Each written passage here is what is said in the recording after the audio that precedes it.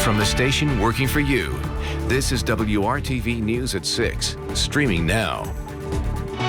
Indiana still seeing a spike in COVID-19 cases, but the FDA has approved the first drug to treat the virus. Working for you, we go to the experts. What you need to know about Remdesivir. Finding long-term care for your loved one with COVID-19. I'm Kara Kenny. Will tell you why some families say the process is tedious and confusing. We are committed to getting every single ballot home, so we will have staff on standby. The Postal Service is working overtime to make sure your ballot gets to the right place on time this election. The steps they're taking just ahead. Local museums, music venues, the zoo, and other art and cultural activities feeling the financial strain caused by the pandemic. What you can do to help keep them afloat. First here at 6, tracking severe weather in the southern part of our viewing area. A tornado warning just expired, but a thunderstorm warning is in effect right now. Let's get right to Chief Meteorologist Kevin Gregory. And those storms, some severe, sparked by this transition to extremely colder air, much colder air, I should put it that way. Over 30 degrees colder along the Wabash River, Lafayette to Terre Haute since 24 hours ago. Indy 25 degrees colder. Here's the actual cold front, and once that goes through, any chance for severe weather is over. We're really confining now the focus to the southeast portion of the viewing area from Brownstown, Seymour over to North Vernon. That's where the warning is in effect until 6:45. In particular, near Brownstown, and I circled this where the red is, we've had circulation here, so those are always kind of focus points to investigate as to severe weather potential. We'll keep our eye on that. That's south of Seymour, and another round of heavy rain that's already moved through. So that's the second round. Connorsville to south of Richmond to Greensburg, pockets of heavier rainfall, some gusty winds, and then this rolling through the metro area, and as soon as I say that, you can hear the rumbles of thunder downtown. Likely to have an impact on Friday night football, especially east half of the state and to the south. This will impact the way you dress. Temperatures continue to fall, Mark, into the mid-40s by the time we get to midnight. The big cool down there. Thank you, Kevin. There still isn't much relief when it comes to the rising COVID-19 numbers in the state. Data from the Indiana Department of Health shows 2,519 additional cases of the coronavirus. 157,713 Hoosiers have had COVID-19 since the pandemic began. The state also confirms 27 additional deaths. 3,858 people in Indiana have died with the coronavirus. As of yesterday, 1,548 people were in Indiana hospitals, either with COVID or similar symptoms that could turn out to be COVID. That is the highest hospital count since May 4th. You've been hearing a lot about Remdesivir over the last 24 hours. It's the first FDA-approved treatment for COVID-19 patients. It's already being used at local hospitals, including those in the IU Health Network. The drug works by blocking the regeneration of the virus in the body and is said to reduce the time it takes to recover from the illness. That said, doctors at IU Health explain there are some limitations to the drug. It will be used in patients that are with severe disease in the hospital with oxygen requirements, but it's not that it's proven to decrease mortality. So yes, patients may be able to recover faster, 5 days on average for all comers, and 7 days for the patients that are severely ill. But again, if you're critically ill on mechanical ventilator, it is unlikely that this medication may provide that much of an answer. Remdesivir is an IV medication, and you would need to be ill enough to be hospitalized to receive the treatment. Doctors stress the best measures to fight coronavirus include adhering to social distancing guidelines and wearing face coverings. Frustrations are bubbling for families with loved ones in nursing homes. This Carmel woman says that her elderly mother got COVID-19 at a long-term care facility, and now that same facility won't allow her back in because she has the virus. She reached out to WRTV Investigates Kara Kenny for help, and Kara found out the process for families can be downright confusing. Some Indiana nursing homes allow new patients with COVID-19 and some do not. However, WRTV Investigates could not find a list with that information. Families we talk with say that's part of the problem. Tracy Pelton's 92-year-old mother, Dolores, had a stroke in September and needed rehab and therapy. Dolores went to the Barrington, a long-term care facility in Carmel. She went into the Barrington for 2 weeks. During those 2 weeks, we had outdoor visits. which were very nice. Tracy was concerned when the facility emailed her that staff members had tested positive in Dolores's unit. The Barrington tested Dolores, and while the results were pending, her feeding tube got blocked and she had to go to the hospital. Later that night at 11 o'clock, the hospital notified me my mother was COVID positive. But as her mom got better, Tracy hit a roadblock. And the Barrington refused to take her back. The facility where Dolores likely got the virus was not able to accept her. State records show the Barrington has had 13 staff test positive and 11 resident positive cases. We reached out to the Barrington, who told us they do accept COVID-19 patients, but only if a bed is available in their active COVID-19 unit. Tracy says she's had a tough time finding nursing homes and rehab facilities that accept new COVID-19 patients. That's been the biggest problem. Nobody will take her. I spent the last 3.5 days calling everyone in the state, trying to find some place for my mother to go. Our goal is to get her healthy enough to come back home. Zach Cattell with the Indiana Healthcare Association, which represents Indiana nursing homes, says there's no list of facilities that accept COVID patients because the situation changes daily. Whether or not you develop a COVID unit where you're taking on new admissions from outside of your existing resident population is an operational decision based on your staffing, your PPE supply, and your ongoing supply and access to testing. Cattell says hospital discharge planners should be able to help families. Seema Mohapatra, a healthcare expert with the IU McKinney School of Law, says unfortunately the burden sometimes falls on families to navigate the system. There's competing concerns in terms of the long-term care facilities, infection control, and then in terms of residents, their own rights. You can't just abandon these people. The Barrington could not comment on individual cases, but told us from the outset of the pandemic, we have worked diligently to keep our residents, their families, and other stakeholders well informed, often exceeding the reporting and communication requirements of the Indiana State Department of Health and other regulatory agencies. We reached out to the health department, who has not responded. Tracy contacted the State Department of Health as well, who told her they would investigate. There's no place for them to go. There's nobody that wants them. Dolores is doing better. She's in a short-term rehab now, but she's still COVID positive. I've lived 6 weeks of hell since that stroke started. There's nobody on the same page. WRTV Investigates connected Tracy with several resources, including IHCA and Leading Age, and they're helping her find a more long-term place to take her mom. Working for you, Kara Kenny, WRTV. We are working for you. Here's some resources that may be able to help you with issues surrounding nursing homes. You can call or email the State Department of Health at familyoutreach@isdh.in.gov or complaints@isdh.in.gov. Their number is 317-233-7176. The Indiana Healthcare Association and Leading Age, which represents nursing homes, are another resource, as well as the state's long-term care ombudsman and the AARP of Indiana. Breaking right now, ABC News reports Russian state actors have compromised network infrastructure in some government agencies, including systems containing voter registration information from 2 counties, one in Indiana and another in California. It's not yet clear which Indiana county is impacted. According to ABC News, the FBI and cybersecurity and infrastructure security agencies say there is no evidence that any voter registration information has been altered. We don't know a lot about this yet. We'll continue to follow this developing story. We'll bring you any updates as they come in here. Continuing our Democracy 2020 coverage, taking a look at early voting here in Indiana. And as you can see, the line to vote early, well, it is still long at the City County building in downtown Indianapolis. More than 933,000 Hoosiers have voted early so far. This is according to numbers from the Secretary of State's office compiled by the U.S. Elections Project. The total number of votes cast so far is equal to more than 33% of the final presidential vote in Indiana in 2016. This weekend, more early voting locations will open up around central Indiana. Early voting runs through November 2nd. Election Day is November 3rd.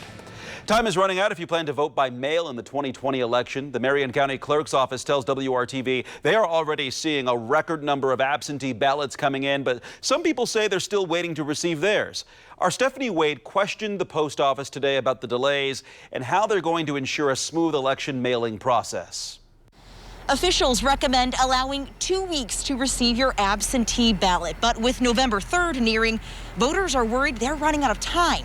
Some telling us they've been waiting for a month to receive their ballot.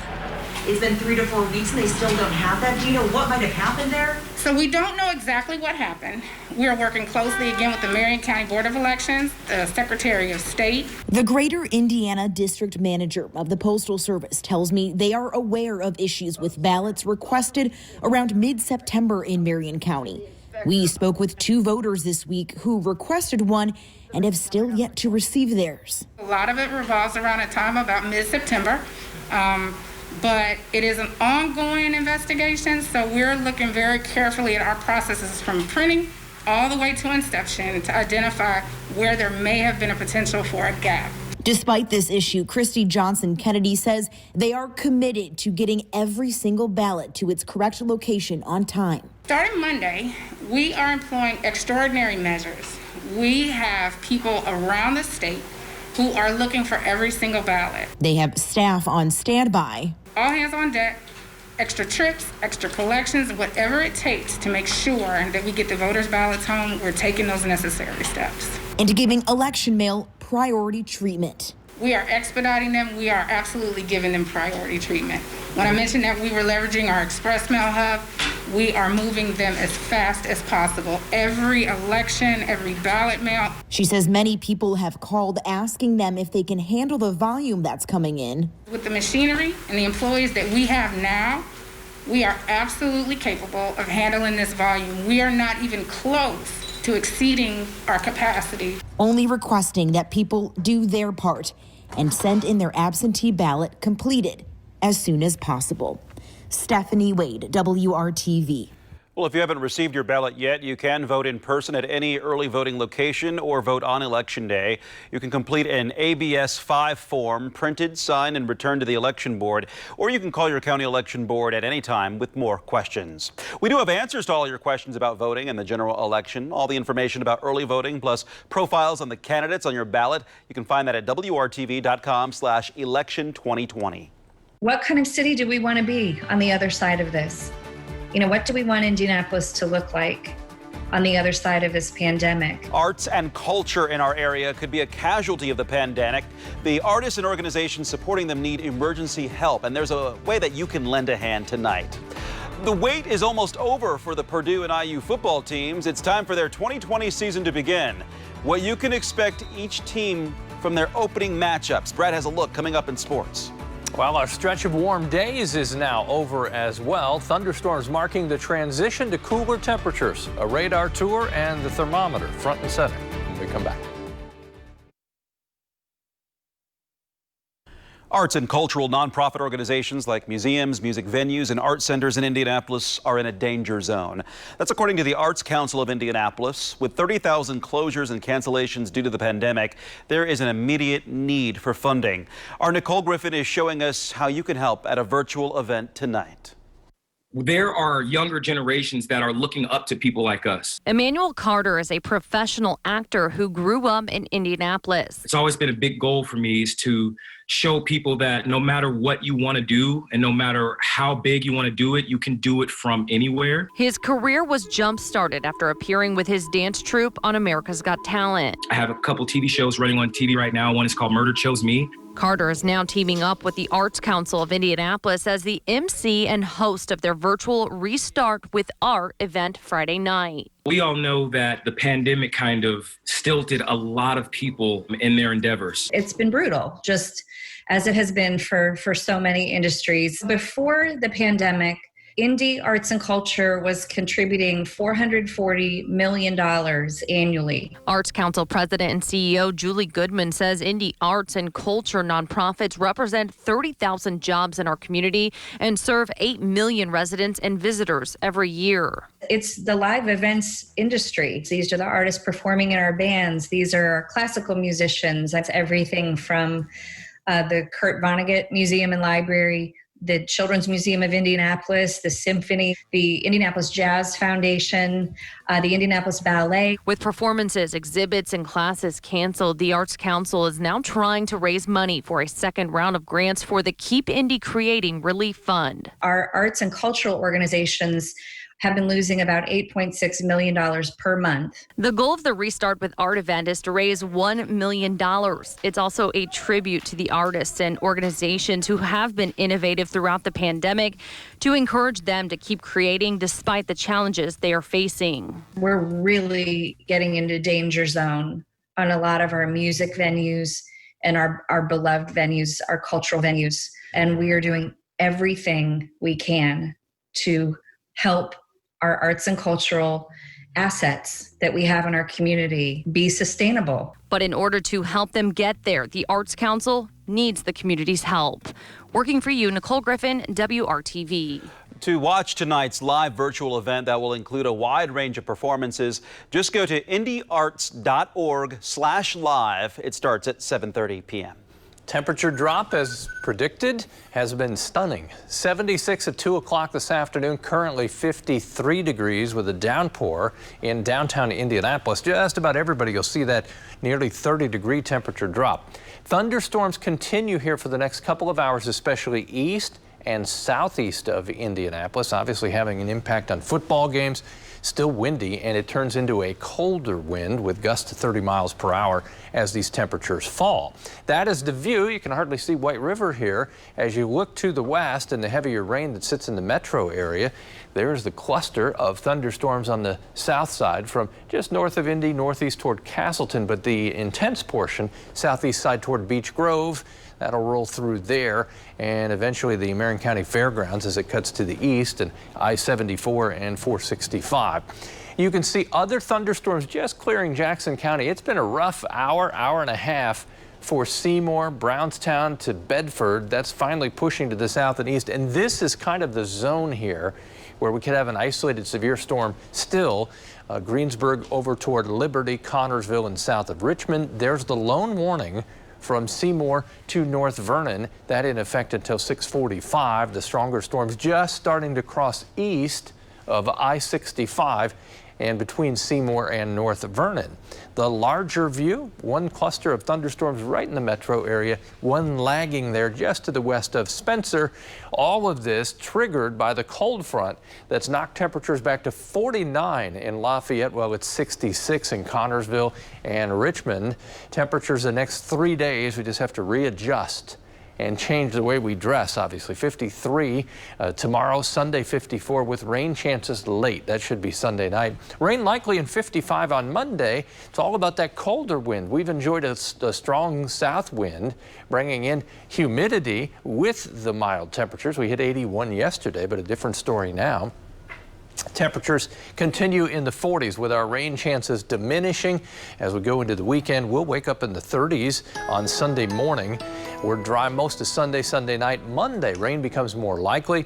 Tuesday, a chance of showers, 51, but notice all 7 days, Mark, in the 50s for highs. We're cooling down. All right. Thank you, Kevin. Big Ten football fans have been waiting for this weekend. IU, Purdue, and the rest of the conference are kicking off their 2020 schedules. Plus, Indiana's high school football teams open the postseason tonight. Brad Brown has a look ahead at a busy weekend. Good evening, everyone. It is the start of Indiana's high school football state tournament tonight. Quite the season it has been, and an amazing feat by players, coaches, and communities all over Indiana just to get past the first 9 weeks of the regular season. Now the focus, though, is on earning a trip to Lucas Oil Stadium Thanksgiving weekend and the IHSAA state finals. Here's a look at how the tourney trail goes as we'll begin with sectionals in classes 1 through 4A tonight. 5A and 6A will open their 4-team sectionals next Friday. The tourney trail remains the same. 4 or 5 wins get you to the finals with regionals and semi-state rounds along the way. Now, we did get a chance to confirm with the IHSAA their COVID-19 protocols for these tournament games. If any teams are unable to play due to positive testing, they will have a no contest ruled in their game, and the other team will simply advance on to the next round. Hopefully, we're able to keep those at a minimum in the weeks ahead. The Big Ten schedule gets started on Saturday as well. IU and Purdue both open at home. Let's get a look at how things are ready to start for the Hoosiers and the Boilermakers.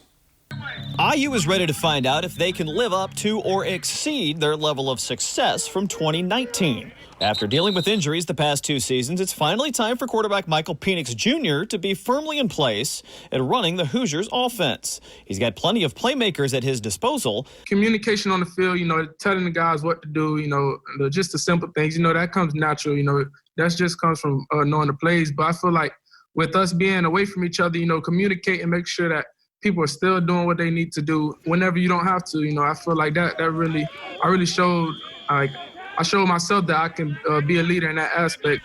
At Purdue, Jeff Brom will not be with his team for their opening game against Iowa, out after a positive test for COVID-19 earlier this week. Offensive coordinator Brian Brom will take over the head coaching duties in West Lafayette. It seems that maybe all the talk about the coaches, though, has taken any pressure off the Boilermakers for Game 1.